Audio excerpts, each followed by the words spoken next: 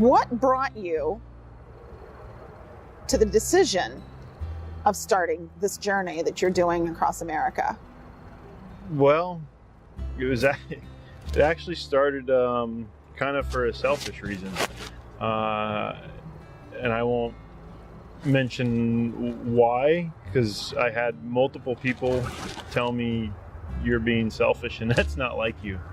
But I missed being on a road. I went to Sturgis last year and I missed being on a road. Originally, when I met my girlfriend, it was, we weren't going to date.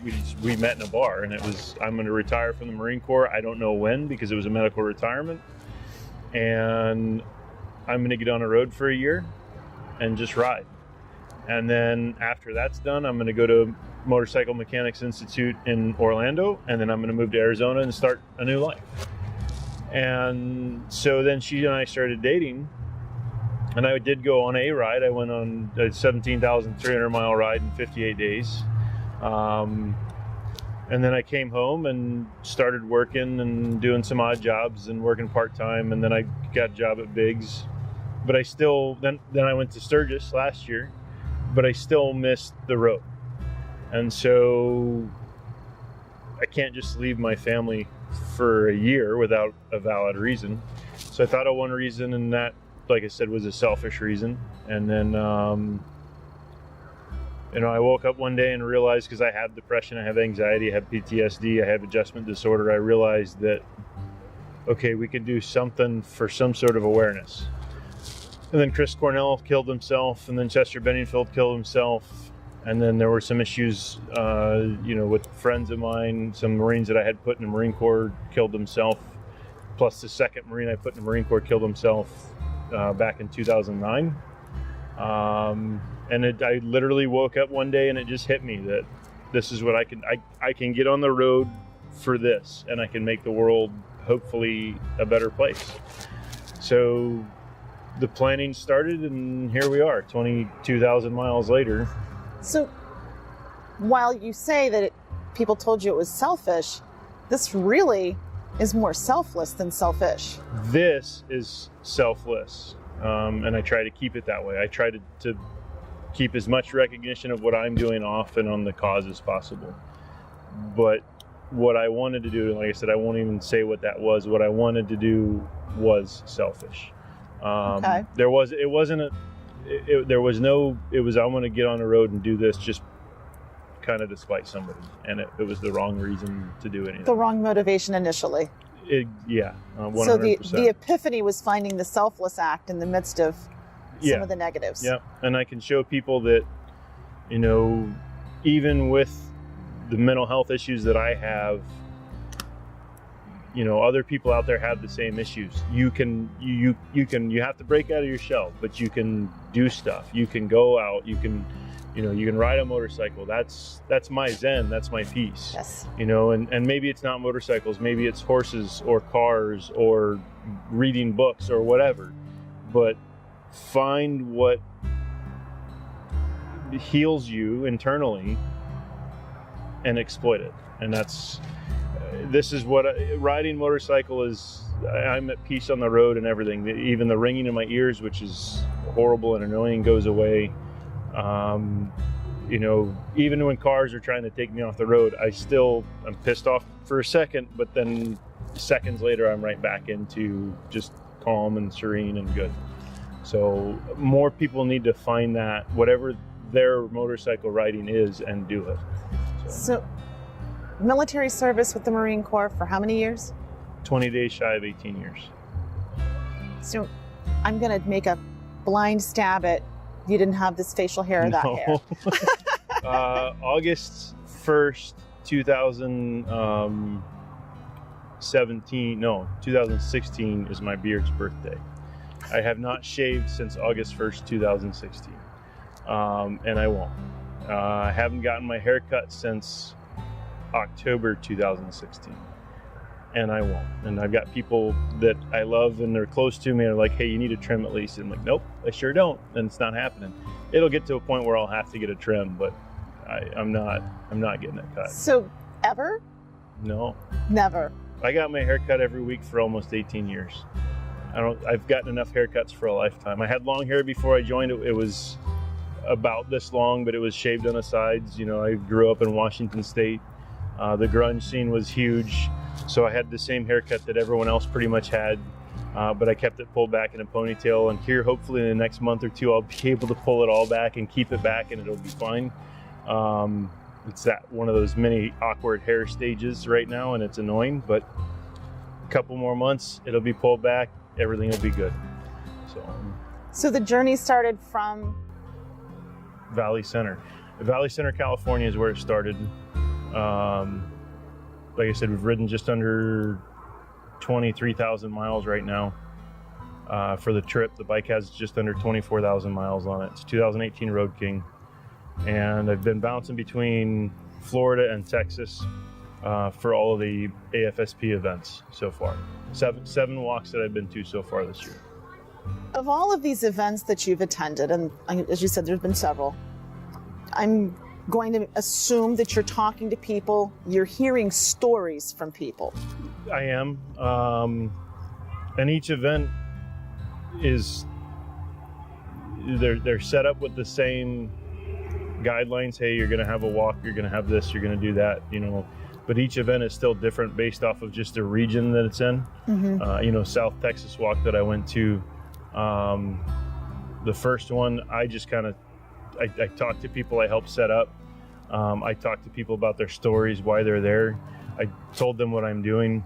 Very warm reception across the board, no matter who you were. You could tell that obviously it's a somber reason that everybody is there, but there was still a ton of smiles and laughter. The 4 events in Florida were various all over the state, and each one was different, even though they were run by the same person. Each one was greatly different just because the region and the availability of the park and stuff like that. None of them, there's not been a bad thing I could say about any of them, but to go there and to see so many people that are impacted by suicide, even if they're there just supporting their friend that, you know, his or her father or mother committed suicide, or brother or sister or cousin or whatever, it truly pulls everything together. And it's hard to put into words. You really just have to go to one of the events to see how torn apart people are from suicide and how much it also pulls people together. Is there a story in particular from the events you've attended that really stands out in your mind that helps validate your ride and your drive to bring awareness? There's countless. I mean, I can't even, you know, I was, where was I? I was in Miami, and I wasn't in Miami. I was in Houston, the Greater Houston Walk, and there was a snow cone truck sitting there, and I was just talking to some people and handing out flyers about what I'm doing, and I said, hey, have a good day. I turn around, and there's 2 ladies sitting there walking. You could tell that they were trying to get some privacy to just walk behind this truck, even though there's tons of people all over on both sides. And they just started breaking down and crying. And I mean, I'm 6'3", got a big beard, long hair. Like, people tend to kind of look at me like, whoa. And I just walked up to them. I said, hi, my name is Grant. And I just hugged them both. And they just both cried. And they also instantly started smiling and realizing that, you know, things are going to be okay. But at every single event, it's a lot of similar stories. And there's the occasional couple stories that are just outlandish. I met one gentleman who had taken a shotgun and tried to kill himself, and his whole face had been reconstructed.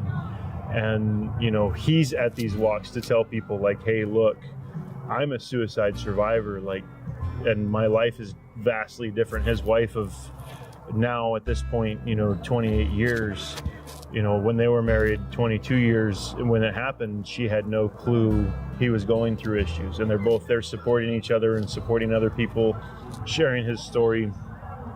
I mean, every single walk there is just a different story that it's like, this is mind-blowing that we don't, as a society, don't realize that we can talk to each other, and we don't realize that, you know, there is help out there. You can call a crisis prevention line, but you can walk it. If worst case scenario, you can literally walk into any hospital. They can't deny you care. That's the last thing most people want to do, and the last thing a lot of people are thinking of in a bad situation. But the care is there, it's available. It just seems like it's not the easiest to get, but it is there, and people don't realize it. But also, you and I are here. If I'm having a bad day, I can call you or anyone else, and we don't realize a lot of the time we hear, "Oh, I'm always here for you. Call if you need anything." And sometimes we say that so much that it's like, oh, they're just saying that. They don't really mean it.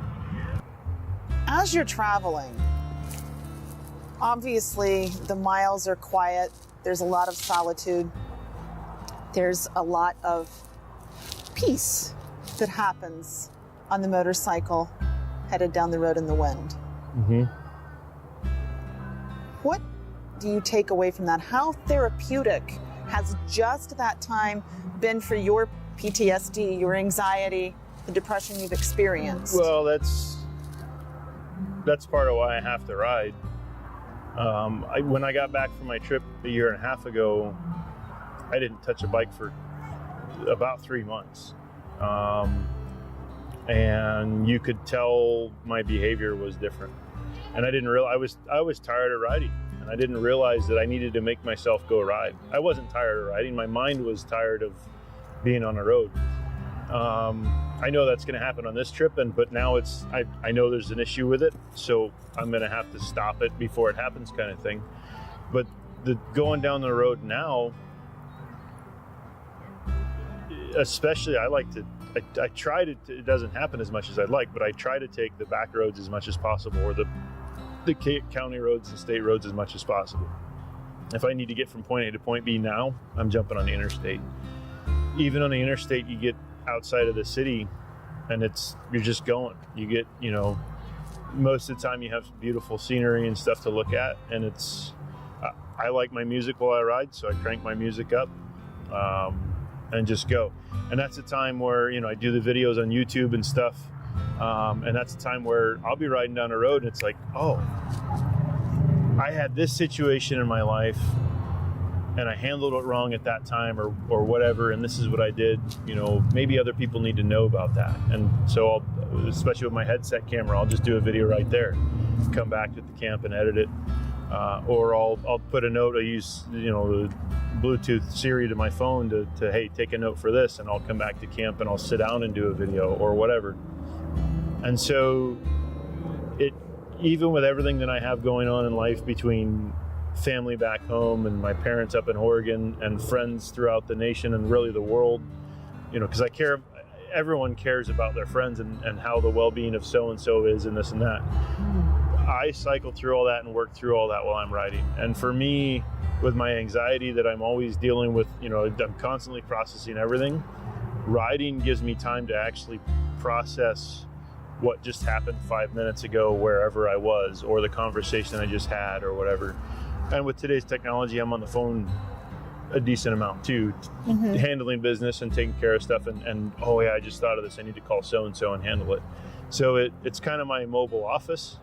And at the same point, it's cool because I get on some of those back roads and I don't have cell phone service. So you can't bug me, and I'm forced to not mess with stuff. So I've seen your tent. It's compact, small quarters. It's 2-person. Not 2 of you. Oh yeah. I fit 2 air mattresses in that tent. Wow. This trip I have to carry more digital devices than I've ever carried before. I have to carry flyers for various things. I have to, I have more stuff that I have to bring that I've never had to bring before. So I had to downsize. There's still plenty of room in that tent for a second air mattress, and I could still do that, but I couldn't get all my stuff in it. Because my backpack that has my clothes, my bag that goes on the tour pack, my helmet, and my boots all sit lined up next to me. The whole trip has been an adjustment period because, like I said, with touring with my other bike, when I'm just leisurely touring, I know exactly what I need, and it doesn't have a warranty, so I know I need my tools. But I'm going to free up a lot of space in this. I'm going to go to a smaller tent. I'm going to go down to a 1-person tent that I have, and I'm going to bring my hammock. And because the weather is across the nation is getting better, And so it'll be a faster setup at the end, at the end of the day. I'll just set my hammock up, it's a double nest, so I can, you supposedly can fit 2 people in it. I'm going to fit me and all my stuff next to it, and it's going to be my pillows basically. I don't have a pillow on the bike. I use the pillow I brought with me, I haven't used. I use my jacket and my sweatshirt as my pillow. I'm going to spend the next couple months in the Southwest, and then hopefully the Midwest warms up here in a bit. So March I have one walk. There's this kind of a scheduling lull for the American Foundation for Suicide Prevention for their Out of the Darkness walks. The only walk I have in March is in Coachella Valley. It should be beautiful. I don't need a tent for that because my girlfriend and our good friend Crystal are showing up with the kids, and they're going to walk the walk also, and they're getting a hotel. So I don't even need a tent for there. Weather permitting, I'm riding up to Oregon, and I'm going to ride around in Arizona and Nevada for a bit between next weekend and the 24th. And then after that, I'm off to Arizona. And so I'll be doing Arizona, Colorado, New Mexico a little bit more, all that as well. I should be good. I shouldn't need a jacket. Shouldn't. I think the saying is April showers bring May flowers. So I might need my rain gear. You might. But I'll have it with me. Have you, as you're doing, you've set some goals for yourself. Mm-hmm. Tell me a little bit about the goals you've set for this ride. Goal that I got told the other day I'll never make happen. I'll get tired after a month or 2. And we were at month 2. Was to make the mileage. I'd like to be done with 100,000 miles in time to go home for Thanksgiving, and drop the bike off at the dealership and say, hey, if there's anything that can be taken care of under warranty, take care of it. Anything else the bike needs, call me and let me know, and we'll go from there.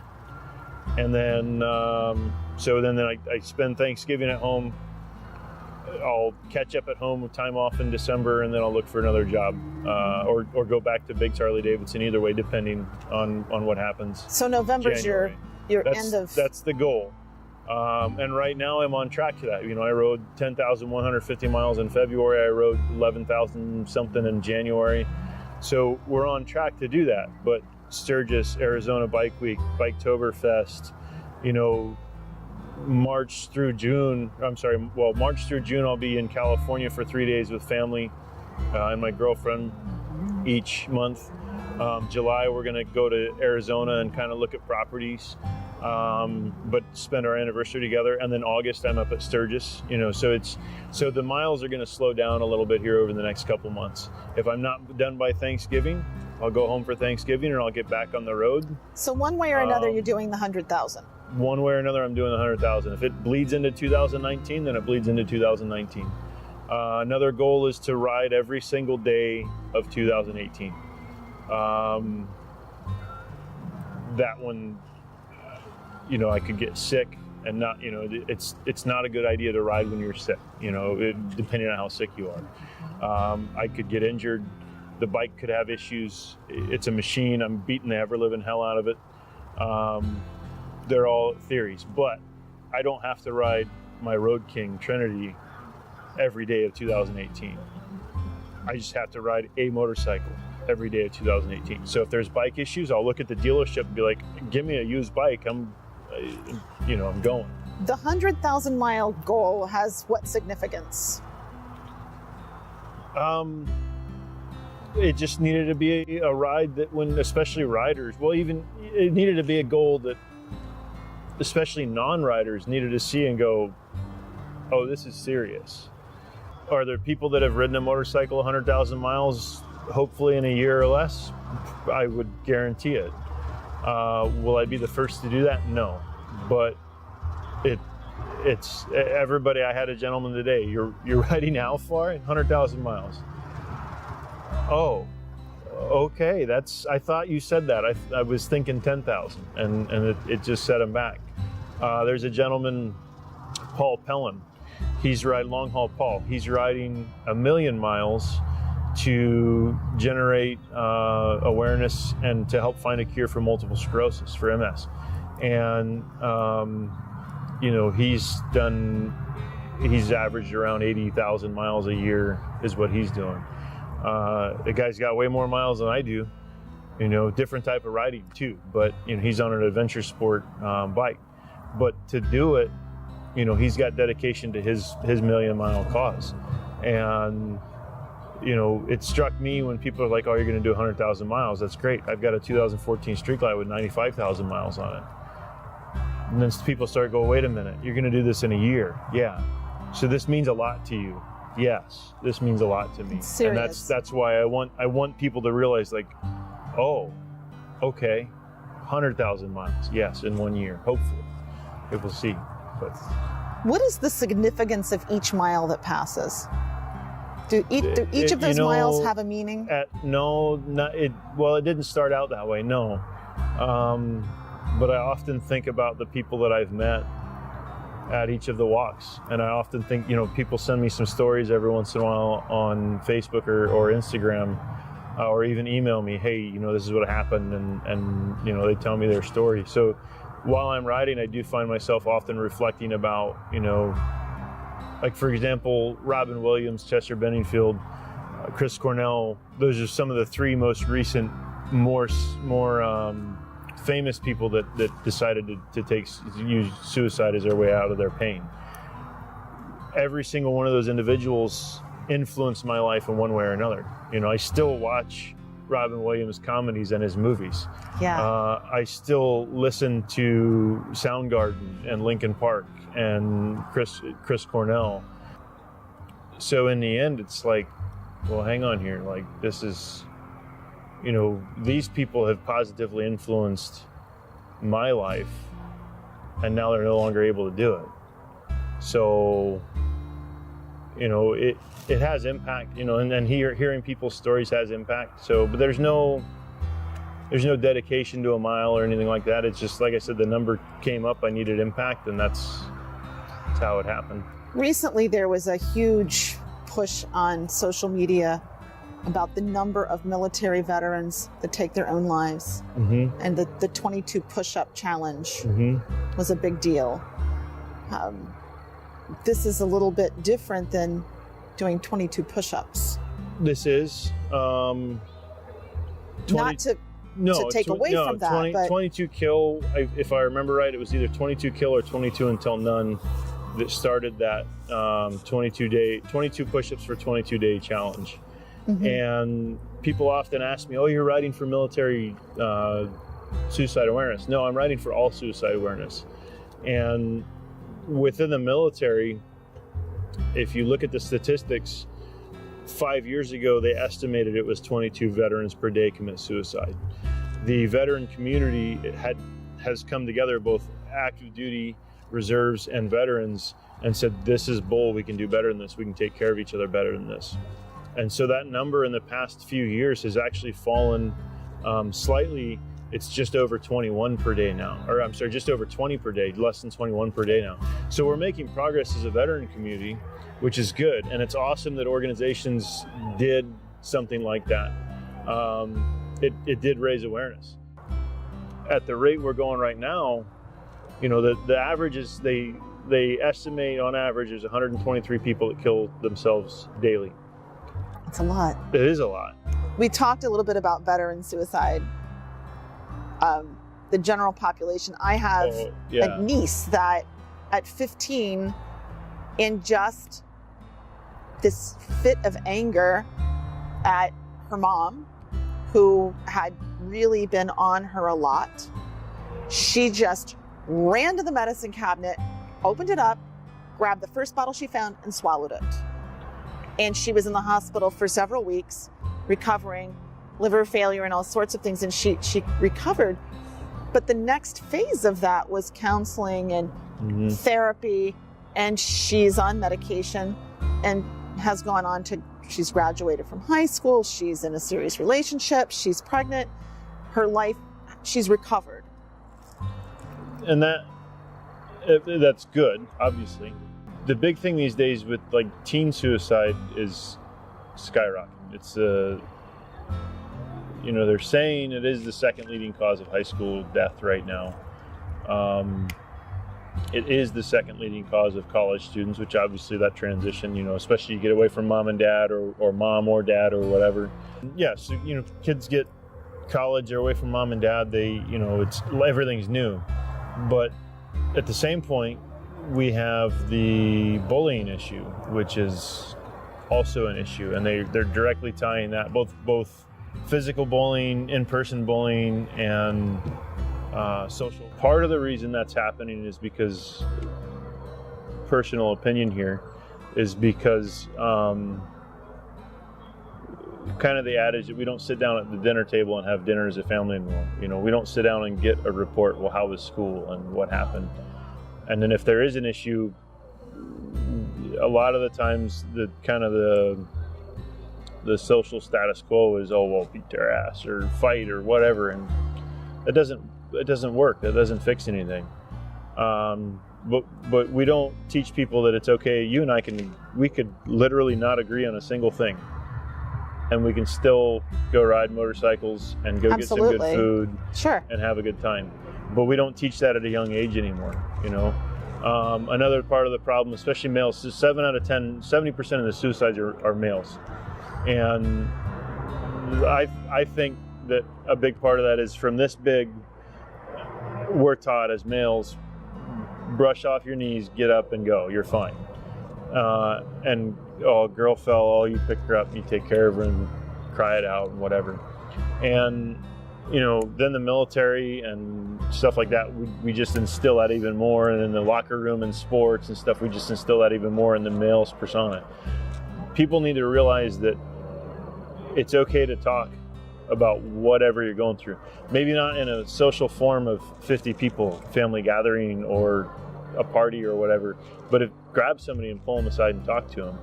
And in the end, communication across the board is really what solves 99% of all problems. It doesn't matter what the problem is, whether it be I'm having these thoughts, I'm having this, I'm having that. If you don't tell somebody you're having those thoughts, whether you're 15, which is a little bit harder because you don't, even at 15, you kind of don't know, well, I don't know how I'm feeling. I don't know what's going on, especially you get younger than that. It's harder for guys to put feelings into perspective. We've covered lots of different subjects, lots of territory, really getting back to the topic of suicide awareness and prevention. I think really the whole goal of your mission with your journey is to show people that suicide's not always the answer. It's not a way out. It's never the answer or the way out. The thing is, in the end, we have a societal problem. And the societal problem is a tool, is technology. And we don't have clear communication because of that. My goal is to get the awareness out that we have mental health issues across the board and that suicide is 100% preventable. There isn't a single suicide out there that's justified. The pain is temporary. Whatever temporary situation anyone is going through, I've been through 2 nasty divorces. I've been suicidal myself. I've had 2 vehicles repossessed, and I look back on all that.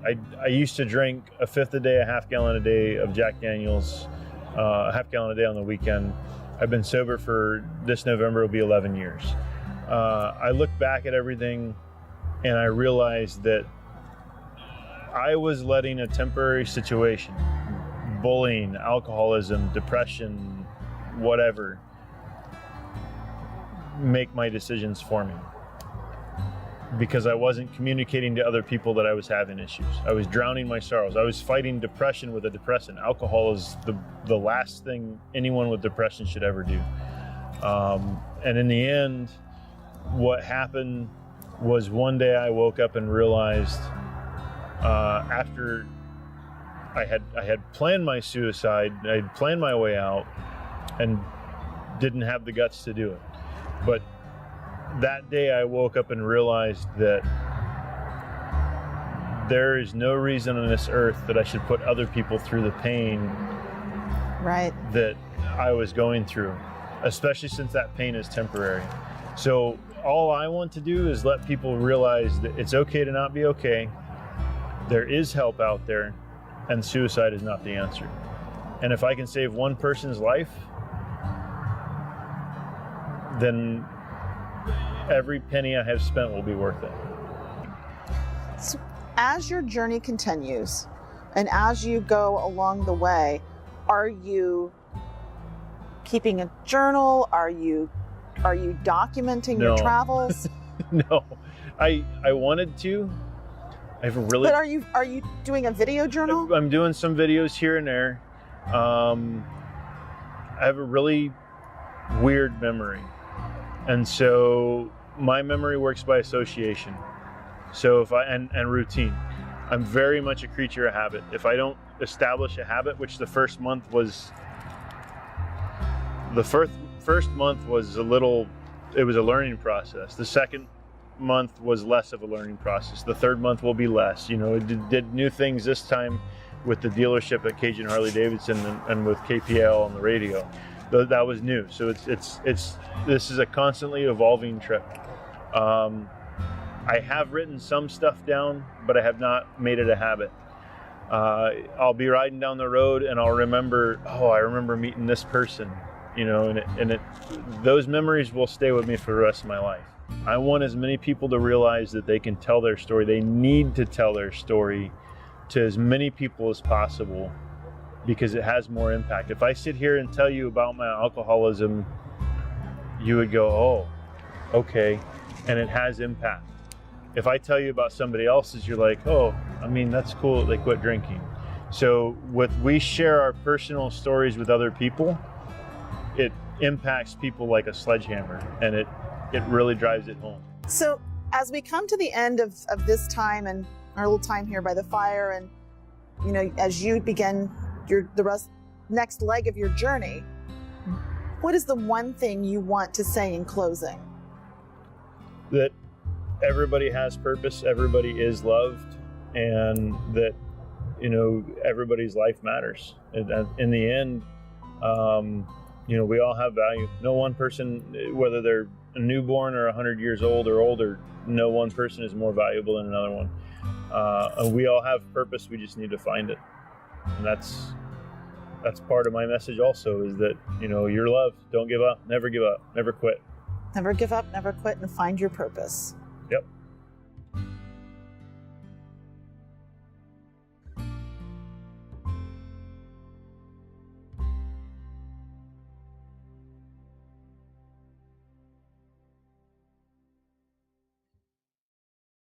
Here at Leslie Case, we specialize in ensuring what moves you.